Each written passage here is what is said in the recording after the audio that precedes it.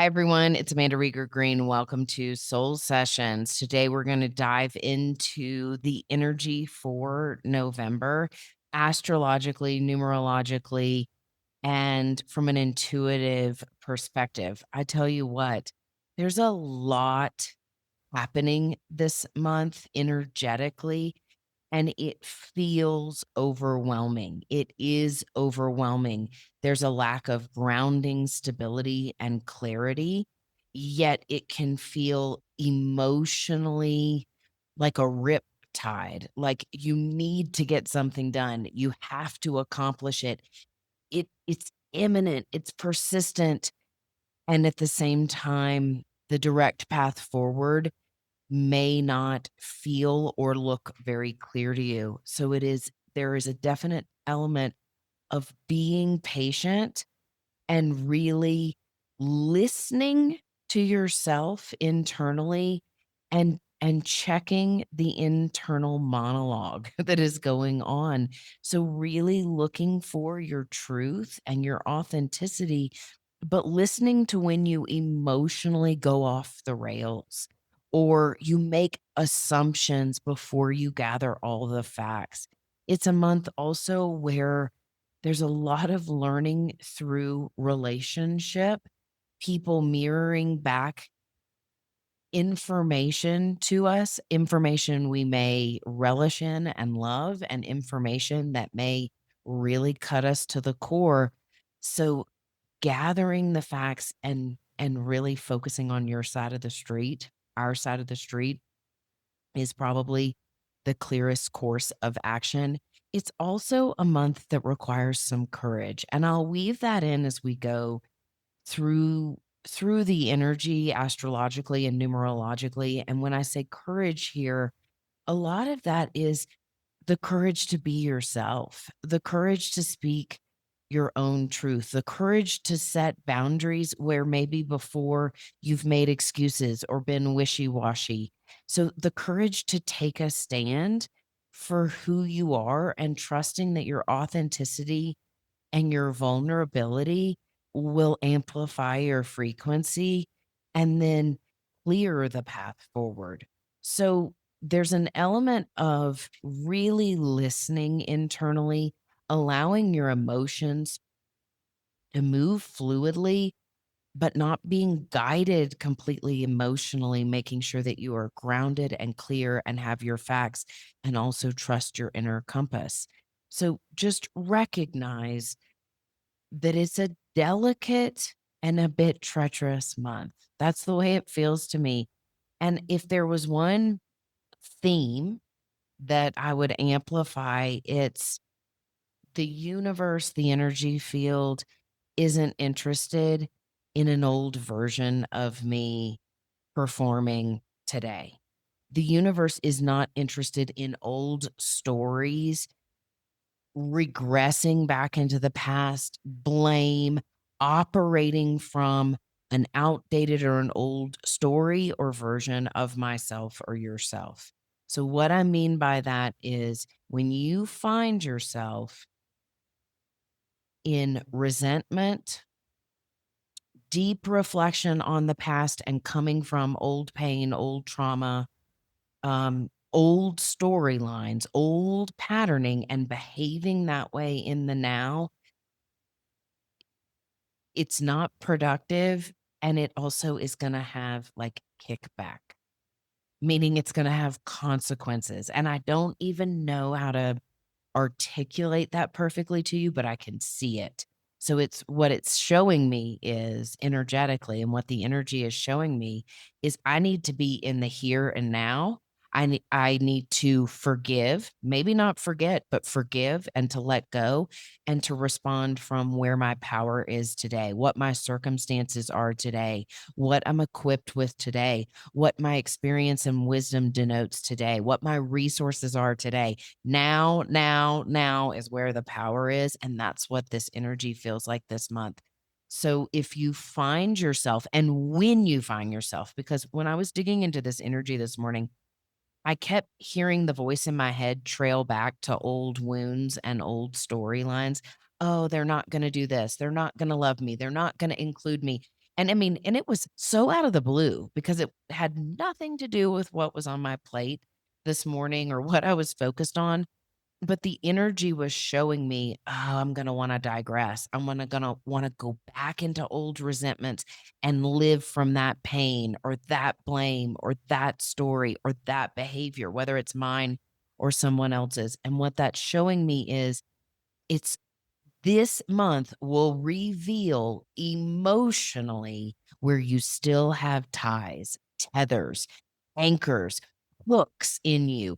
Um Energetic hitchhikers, where you've got old energies that are still trying to write the present moment.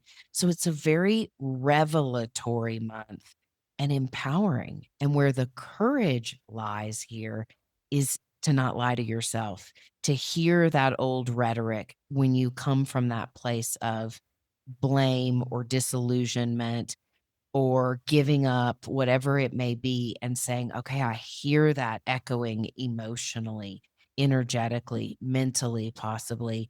And I'm ready to eradicate that story, annihilate that story, and rewrite it. And your change, your course of action may be through rest. It may be through prayer. It may be through working that energy out of your body from exercise or somatic release. It may be in sitting down and having a conversation with someone and making amends. So you're going to have to intuit how to navigate it, but taking action from a place of integrity is important. And before I jump into the numerology, I just want to say we've got a lot of planetary action this month, including Mercury retrograde. Mercury does retrograde this month. Jupiter retrogrades this month. Saturn stations direct, and Uranus retrogrades back into Taurus. Neptune has already retrograded back into Pisces and basically is on the 29th degree of Pisces into next year. So we have a lot of heavy hitting planetary action. And on top of that, we have this asteroid, foreign body object hurling through our solar system. And it is this foreign body that there is all sorts of speculation on, and I tell you what is funny, a lot of it is talking about it being extra dimensional alien technology, and I think that's a load of crap. I'll just say it, and I have had plenty of extra dimensional alien encounters, that sort of thing. I do not think it's extraterrestrial. I don't I think that is false disclosure.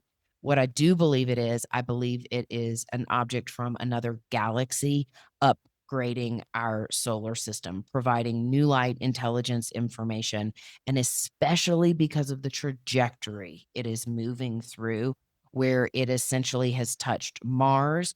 It will touch Venus, meaning conjunct.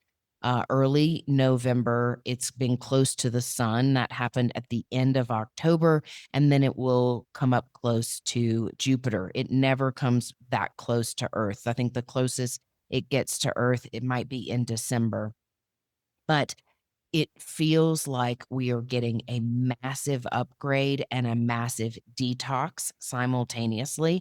So it's like light and intelligence and codes are being rewritten, especially through these planetary bodies that it is interacting with in the solar system. It also feels like it is interacting with the iron core crystal of the earth. So at the center of our earth, it's like pulling energy out. So to me, it doesn't feel like aliens, alien technology, extra dimensionals.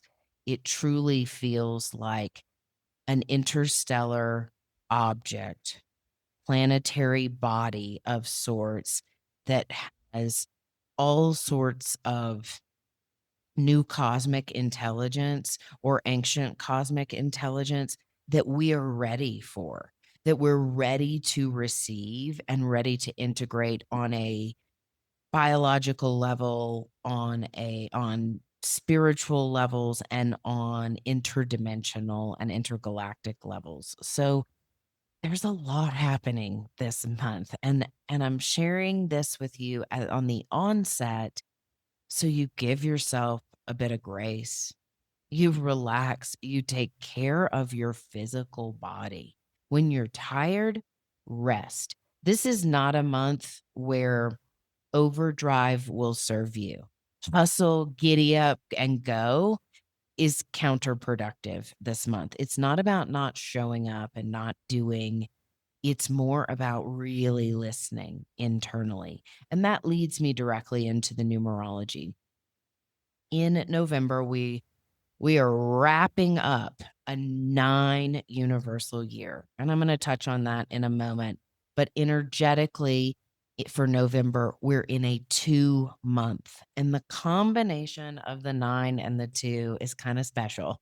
It's kinda special, and the fact that we have Mercury retrograde this month, it's a little bit of a wicked combination, and it'll trip you up. Like, I will let you know it will trip you up. I think it's a tricky frequency to work with. The 2, of course, is about relationships, balance, harmony, equanimity, patience, ebb and flow, giving and receiving, insides and outsides, polarity. The 2 is nuanced. I mean, the 2 is laden with many lessons. People who have heavy 2 energy in their numerology, they're intuitive, they're sensitive, they feel things deeply, they're empathic, they are forgiving, they're too forgiving at times, they acquiesce, they are sometimes hopeless romantics. They love love, they love connection, they love relationship. And on the flip side of that, they get their hearts broken and they get disappointed and they get betrayed. It's all just emotionally entangled. And the beauty of the 2, the energy of the 2, is really finding truth, clarity, the middle way, discernment. I mean, the 2 basically is summed up in Buddhism. It's like, which is a big deal. And I'm saying that kind of as a wicked joke, but not. But Buddhism is about finding the middle way. And we can't, or maybe we can live in the middle way, but it's about balance. And usually we fall out of balance, in and out, multiple times in a day. And the middle way, the balance, that that very narrow path, it comes through instantaneously and then we lose it. So the 2 is a very paradoxical energy. And when you combine the 2 with a 9, you've got relationship drama, you've got loss in relationships oftentimes, like your heart being broken, a truth being revealed, in a relationship. And I'm not just talking about romantic relationships, business partnerships, friendships, familial relationships, contractual agreements. It can it can be these echoes of where dishonesty lives in your relationships, whether it's within you, the other person, or the relationship itself. So this combination, especially as we pull up against the end of this year, and then when you combine it with the astrology, truths can be revealed that are very confronting, that shake you to your core, that break you to your core. And I'm not being negative when I say that, I'm being truthful, where you know where you stand or you know where the other person stands. And it may either empower you or it may bring you to your knees. But ultimately, it is clearing out toxic energy in relationship. And a big theme with the combination of the 2 and the 9 is loving yourself. It's like love is an inside job, happiness is an inside job. With this energy, the more you love yourself, the more you care about yourself, your worth, your value, your gifts, your talents, your presence, the healthier the relationships you attract in. It's always like, am I coming from a place of love? Or am I coming from a place of fear, pain, trauma, neediness, codependence, not really being able to stand on my own 2 feet. This is also a month where there may be some karmic closure in relationships. So any kind of relationship drama that arises this month, it may feel very piercing, deep, and karmic. Just know it. And know that it's imperative to follow your intuition and your gut. If there's a red flag in a relationship or someone's not telling the truth and you've excused it in the past, it may be a time for you to call it out, to set the record straight for your own health and well being. So, emotional honesty and literal honesty is imperative here. And again, it may feel very sensitive and painful. The beauty of this combination is healthy dynamics in relationship and reclaiming your sense of self-worth, your own light in order to magnetize in the healthiest relationships that you innately deserve. So there can be a real reckoning and clearing this month. It can feel painful and heartbreaking. And I would also suggest if you're single out there and ready to mingle, I wouldn't mingle this month. And I'm not saying stay at home and like pull the covers over your head, but this is not a month where I'd like expect to meet the love of your life or start dating or put yourself on it. If you've been like, I should put myself on one of those apps, this is not the month where I would choose to do it. December, sure, go for it in December. This is a month where you want to date yourself. Like literally, you want to date yourself and then you get to show up and love on and care for other people. But date yourself this month and just be patient through it and trust that something deeper is rewiring. All right, I'm going to move through the astrology of November and there is a tremendous amount going on, but what I do want to say is the 1st of November, I was going to say the 1st through the 5th is really impactful, but I feel like the whole month is impactful. But the 1st of the month through especially the 5th and the 6th, there's a tremendous amount that is happening. And I would say pay attention on the 2nd of the month. We don't have any major ingressions this month where a planet moves into a new sign or there's a full moon.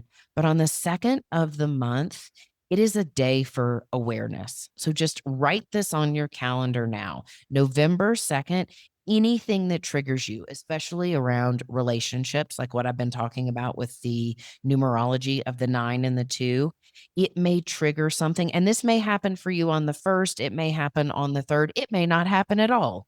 But in general, if you feel a big trigger from someone else and in a relational context, it is time for awareness, not action or reaction. Literally get your darn notebook out and write about your feelings. How did this make me feel? What did this touch on? When was the first time I ever remember feeling this way? I mean, do your trauma work. And I don't need to articulate this to you, but this is the way I'm going to say it. Say something cuts you to your core or really triggers you or sets you off or infuriates the you know what out of you in the first handful of days of the month. You take that as data and you write it down and you literally say, this is how it made me feel. It made me feel wounded. It made me feel small. It made me feel insignificant. And then sit with that and sit with the feelings, see where they show up in your body, and then trace it back to the first time you ever remember feeling that way. Was it in kindergarten when you got put in timeout for something you didn't do? And like, look at where it goes back, draw the correlations and see if you can heal it and say, okay, that's that old story. Do you remember what I said at the beginning? This is the month where the universe isn't interested in your old stories, my old stories, your old stories. It wants you to go back, retrieve, do some soul retrieval, and pull yourself into the present. So anything that triggers you early this month, the 1st through the 3rd or the 4th, it is the best data you can gather. It is not about action. It is about internal work and dialogue. On November 3rd, 3i Atlas that I was mentioning will basically conjunct Jupiter. And this is all happening in Libra, by the way. And I feel like it's so funny. All the information that keeps coming through, information or misinformation or assumptions, lots of assumptions that don't even resonate with me have come through with 3i Atlas. And I want you to listen to what resonates with you if in what you're listening to around 3i Atlas. But 3i Atlas right now has been like hurling through Libra. Libra is the only sign in the zodiac that is represented by an inanimate object. All the other zodiac signs they're animal related, mammalian of sorts. The only one that's a little bit tricky, I would say, would be Sagittarius because it's the centaur. Half man, half horse. But Libra's the only inanimate object, and 3i Atlas is touching it. It's the scales. It's the scales of justice. It's balance. It's polarity. It's the energy of the two. It's the master number 11 at its highest. So just think about that. Marinate on that and see where it hits or lands or resonates for you. But what I do want you to consider is on November 3rd, 3i Atlas will be conjunct Venus. And it's at its closest point to the sun on the 29th of October. And in early October, it was conjunct Mars. And I just want to review something for you. In early Mars, when 3i Atlas passed not in early Mars, in early October, when 3i Atlas passed Mars, that's when the peace treaty happened in the Middle East. Interesting, right? Mars, fight, aggression, like some kind of higher octave of Mars, the planet Mars and its energy came to the table. Curious, right? Whether that's related or not, I don't know, but like I'm just pointing some things out. What happened at the end of October as it got closer to the sun? Our vitality, our life force, that ego. The sun is about ego, either the ego being out of control or the healthy development of ego. And there's something really curious happening and has happened at the end of October where there's breakthrough energy in meaning and purpose and vitality and life force. Think about that. So now, as 3i Atlas conjuncts with Venus, Venus is about love, relationships, beauty, harmony, the material world, money. There is some kind of upgrade happening there. So just take notes for yourself. See what's going on. See what you feel. See what you think. See what your interactions look like in and around those days. On the 4th of November, Mars will enter Sagittarius. And I tell you what, Mars has been in Scorpio for a hot minute. And Mars in Scorpio is fiery, it's passionate. It wants to just emotionally fight and reconcile. But when Mars enters Sagittarius, I feel like we get a little bit of a breather. And I love Mars in Scorpio because it's very alchemical. It can upgrade the heck out of you, but we need a breather. And Mars in Sagittarius, there is this desire to grow, to expand our horizons, to embrace the adventure of our lives, to really seek fairness and justice and truth, to expand our faith and to do it with courage, to courageously expand our consciousness. So know that that blanket will really encapsulate November. And for all the other energy going on, take this energy to heart because Mars is our fight. It is our bravado. It's our grit. And in Sagittarius, at the highest expression of Sag, is expanded consciousness and awareness and this sense of embracing the adventure of life, the holy grail of being human.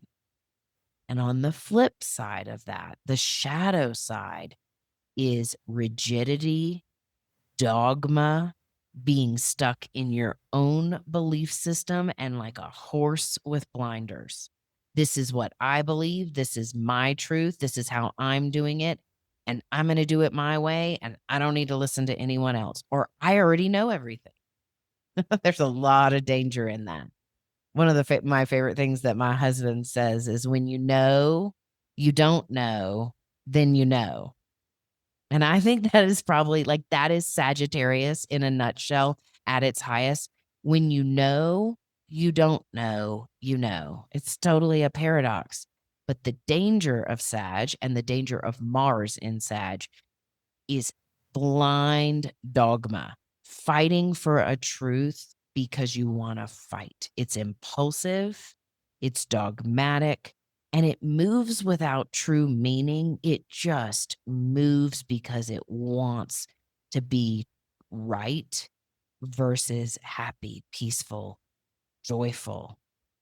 So, really pay attention to your beliefs and the genesis of your beliefs and the truth of your beliefs today. Again, are you living in old stories, old belief systems, or are you living in your now? And Mars and Sagittarius will echo that this month. On November 5th, we have a full moon in Taurus. And this is a super moon, meaning the moon is very, very close to the earth. So the gravitational pull between the earth and the moon is stronger. I mean, a full moon has a tremendous amount of gravity and gravitas anyway, an energetic pull, but this moon is hyperactive.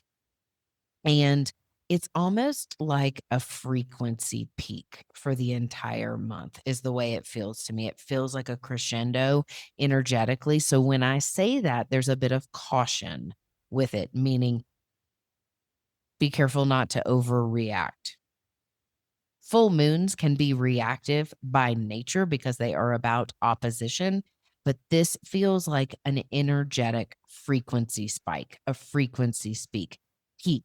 And what it feels like it will do is it will shake any false foundations, whether that is on a global scale, an economic scale. Remember, Taurus rules money, finances, or it is on a personal level in your relationships, in your business partnerships, in any faulty foundation within yourself and your life. It's almost like there'll be some piercing clarity.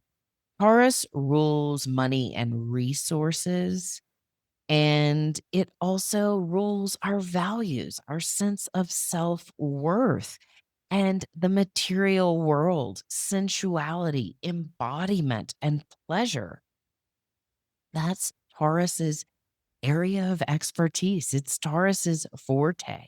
And when you have the sun in Scorpio, which is very intense and emotionally penetrating, opposing the moon in Taurus, there can be some massive earthquakes in your sense of what you value, maybe your pocketbook, or your sense of safety and security. So pay attention and just be mindful on the 5th. I would say this full moon is a great full moon to look at where you have been spending your money and your energy. I'm going to say both of those things, your resources and money and your actual energy, and do an audit, do an assessment. Where am I spending my time, energy, and money and resources? And does it feel valuable to me today, to who I am today? Does my time, energy, and currency and the way I budget it, is it true to who I am today? So it's a great moon, like on a simple note, to cancel a subscription that doesn't apply to you today, or trim a little bit of fat Like, if you've been going and spending X amount of dollars on, like, let's just say at the coffee shop, you know how we tend to spend money in coffees and things like that. I haven't really do that. I haven't done that for a while. I just don't anymore, but I used to. And I spent an inordinate amount on coffees. Today, I mean, maybe I spend it on things like juices or supplements. I spend it differently today. But anyway, look at where you spend a lot of money and look at why. And you may be totally aligned in this energy and very pleased with what you find. That's exceptional. That's amazing. That tells you something right there, that your energy and your resources and where you put your fiscal resources feels very aligned. But you may find some things that are out of sync. So, what is one thing you can do to trim the fat or realign your budget? Literally, fiscally, but then also look at your time. Do a time audit of your day to day life and routines. Where are you spending too much of your time and energy that does not feel productive or valuable? That's your other big question for this full moon. Notice it, become aware, and see where you can hit the reset button and take some action over the course of the next 30 days. Some of the shadows of that really can come up in a Taurus full moon is greed and hoarding. Not just hoarding of assets and resources and money, but like hoarding of your time. That's where I find myself. I've set really good, healthy, energetic boundaries over the years, and they tend to evolve. But I notice where I get stubborn, Taurus, and I set those boundaries and then I'm unwilling to move them or be flexible. So inflexibility. But setting boundaries with your time, but looking at where you hoard your time and your resources, and maybe you're not as generous with your ability to be of service to others, to love on other people, to support other people, to be flexible.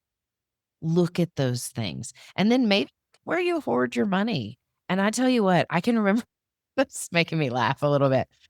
I remember when I was young and I worked from a really young age, and it started, with things like babysitting, or I would take care of neighbors' pets and cats and things like that. But I can remember when I would earn cash from those jobs, I would stash it in my closet. Like, I had a money stash in my closet, and I would save up for things, and I would do that, and I would talk to my parents about it. I remember I bought my Nintendo.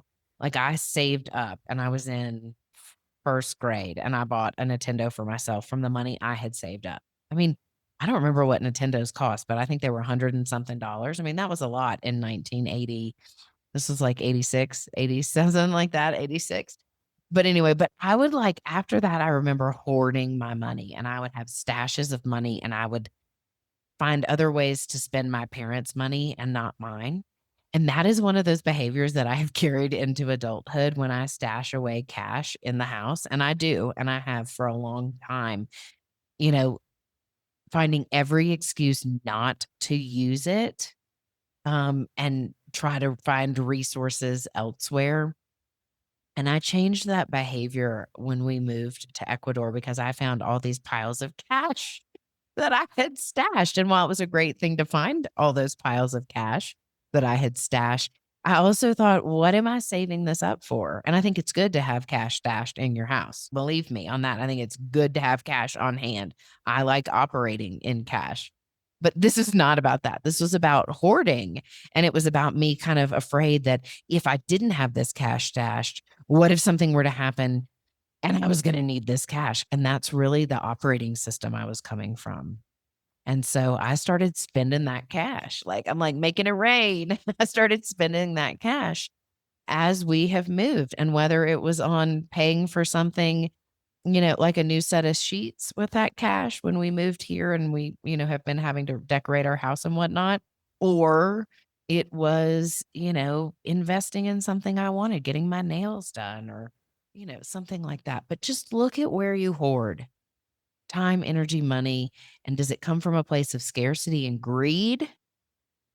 Or is it coming, you're putting money and time and energy away because you're being really honest about your reserves and your energy field. So, scarcity thinking. And also over attachment. Another shadow of Taurus is over attachment to what is familiar but might be draining. And I'm going to repeat that because that's really huge. With Taurus, the shadow is over attachment to what is familiar but might be draining. And I like that comes up for a lot of people because it's easier to play safe on the devil we know and what we know and put up with old behaviors and old energies because we feel like we can control it. And there are so many examples that pop to mind for me and for other people that I know staying in a toxic relationship, having a business model that is outdated, but you know the amount of money that comes in and it provides you to security, but you're really not enjoying what you're doing or the model you're operating with or the people you're working with, but you know how to control them. You know what's on your plate. This is a huge behavior. So look at where you are attached to what is familiar, but it's actually draining your happiness, energy, your life force, emotions, things like that. The highest expressions of this full moon are really anchoring into your own self-worth, recognizing your value. Remember what I said, loving yourself more, dating yourself. This is the moon to do it. And also to choose aligned resourcing. What relationships, what time, what energy are you spending that really feels valuable, worthy, and reciprocal, synchronistic? Grounding physically and emotionally. This full moon is imperative to spend a little bit of time grounding. It's also a moon where your wealth and your health and your prosperity will soar if you're honest, honest with yourself and honest in a healthy, kind, authentic way with the people around you. So look at where you can be honest in and around this full moon. Again, first with yourself, and then how can your actions follow that honesty? How can your actions become more honest? Power moves during this moon are maybe breaking one financial or relational pattern that is toxic, unhealthy, or draining you. Maybe to set one boundary for yourself or with someone else that you know it creates more value, health, and well-being. And then choosing something during this moon that really nourishes your body. So whether that is investing in a massage, a therapy session, a really delicious meal, a day off of work, just because this is the moon to make that choice. It's a powerful full moon. I know I've harped on it for a little bit and really defined it. It's because it is quite powerful. There is so much energy this month. I think you can already tell. So, we're going to do something a little bit different and we're going to break it down. We're going to break it into 3 segments. So, join me next week where we will talk about Venus entering Scorpio, Uranus retrograding back into Taurus, Jupiter retrograding, and more. But take this time to reflect on and review these energies so you set yourself up with a solid foundation energetically, emotionally, and mentally this month because it is quite profound and it can feel like a spin cycle and it can feel very erratic. Don't get lost in that chaos and confusion. Remember, the theme here is not living from an old story, living from the now. So get anchored in the present moment and really trust that you are in divine timing. No matter what is going on externally, you are gifted, safe, and divinely directed. Be well, everybody.